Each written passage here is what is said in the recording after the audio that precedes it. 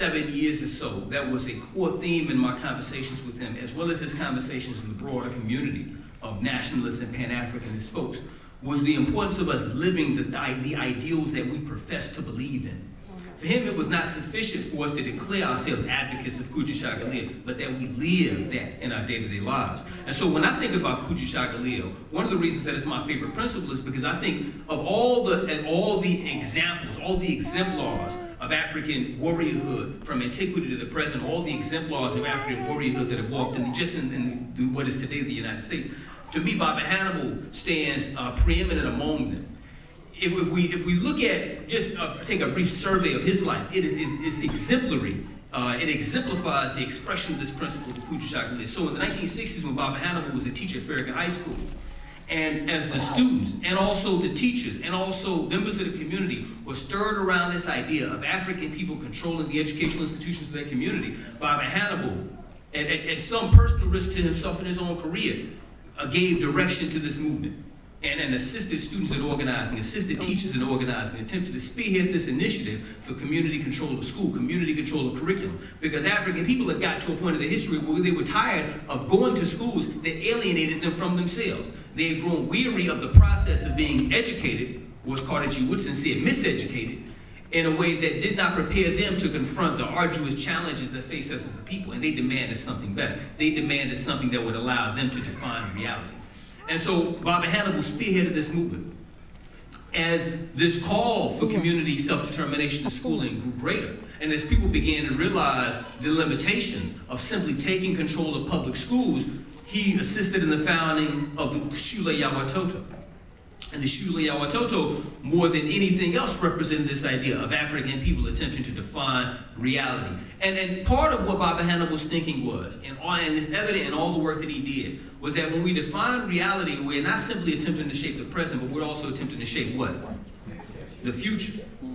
Because our actions in the present are meaningless if they do not lead themselves to shaping a very deliberate future. One of the things that I say a lot with my family, and it was an idea that was inspired by Baba Hannibal, is that when you plan for the future, you leave nothing to chance. And so if we imbibe that idea, that when you plan for the future, you leave nothing to chance, that means we do not allow ourselves the luxury of compromise. We do not allow ourselves the luxury of deferring our obligations to tomorrow or to the next person. And when we look at the legacy of Baba Hannibal, we see someone who did not defer his obligations, his responsibilities to the next person or the next day or the next year. Who did, as Malcolm X said, treated every situation, every problem that we faced as if it was all we needed, and it's already too late approach. We needed an urgent solution for urgent problems. And so Baba Hannibal, whether we're talking about his leadership among his students and the other teachers and community at Farragut High School, whether we're talking about the founding of the Shule ya Watoto, whether we're talking about his work around the founding of the Black Survival Network, and that was something that Baba Hosea alluded to earlier. And in the mid-1970s, Baba Hannibal spearheaded the development of an organization committed to providing survival training. And one of the things that one has to understand is that Baba Hannibal was always, even though it was kind of interesting, even though his training was in science, because he was a science teacher, he always approached the world through a sociological lens and was always reading society and reading what the things that were happening in society told us about what was yet to come.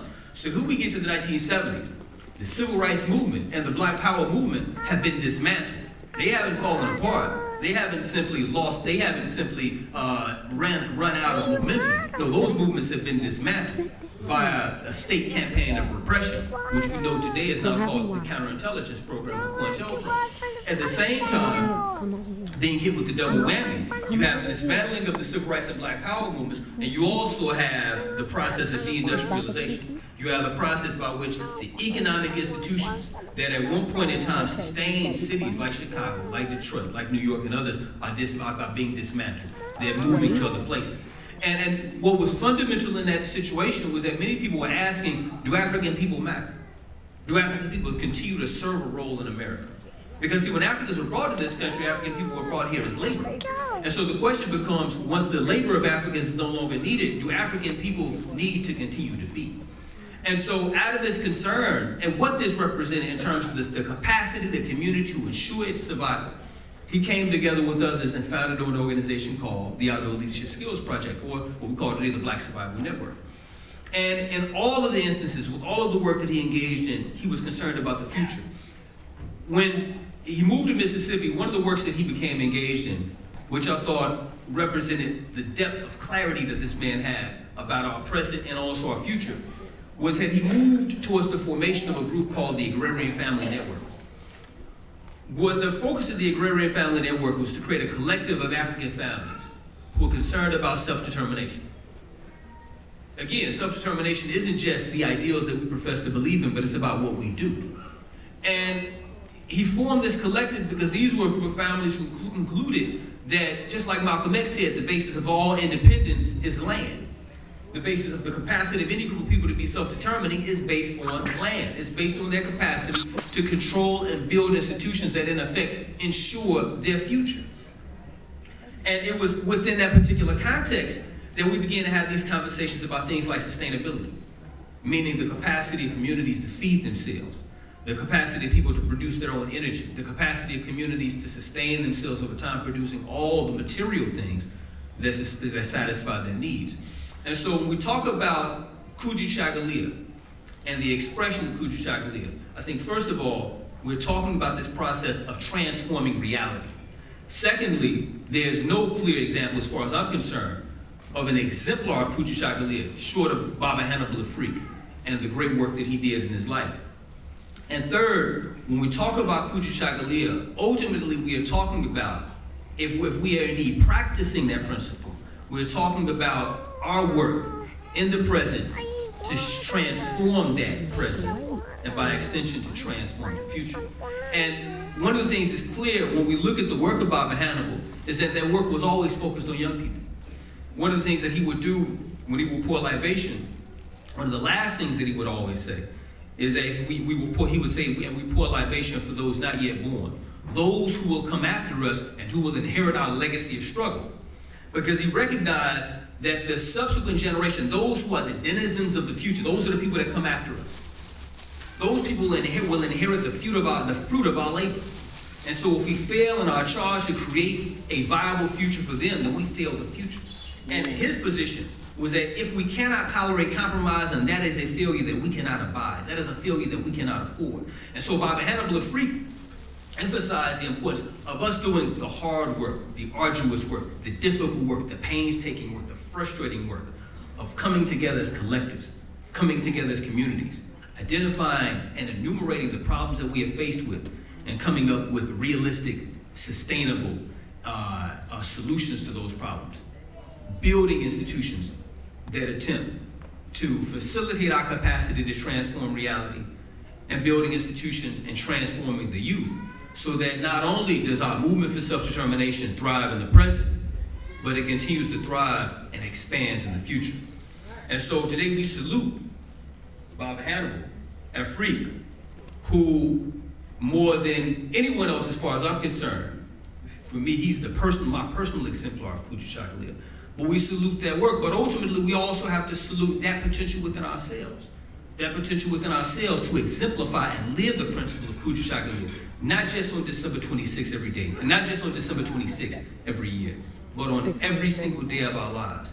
As we think about how the goals that we've set, we need to think about how those goals connect with the future. Do these goals in some way or another impact on our capacity to shape a reality for ourselves and create a more meaningful possibility for Africans? As we begin to think about our children, and when I say our children, I don't just mean the children that we give birth to and the children that we create, but those children who inhabit our communities, who are in effect our children, because collectively they produce our future. And so we need to think and ask ourselves the difficult questions of, are we doing all that we can do in order to ensure the intergenerational survival and expansion of our movement? And then lastly, as Baba Hannibal would emphasize, we need to think about how our work, our day-to-day practice of Kujichagulia, relates to our capacity to restore, to reclaim African culture, and to restore African sovereignty in the world. So again, Africans, I salute you today. I hope we all continue to reflect deeply upon the implications of Kujichagulia and its capacity and the capacity of our day-to-day practice of Kujichagulia to transform in our reality. And I think we all should commit to a rigorous study of the legacy of those who gives us examples, who gives us, in fact, the footsteps to follow in, such as Baba Hannibal Afrik and his living Kujichagulia in every aspect of his life. Asante Sana.